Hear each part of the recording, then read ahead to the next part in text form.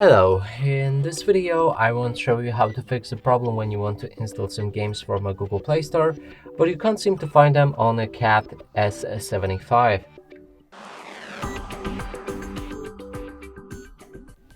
And to do this, you will need to open your Google Play Store. Right here, if we try to find a game like Call of Duty, it's not visible in the search results. Now to fix this, go back, click on your profile picture, head on to settings, enter family, then parental controls. Right here you can either disable parental controls entirely or enter apps and games.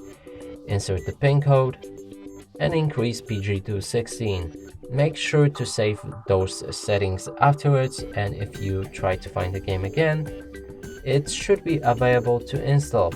And that's it for this video. Hope you like it. Please consider subscribing to our channel, leave a like and a comment below.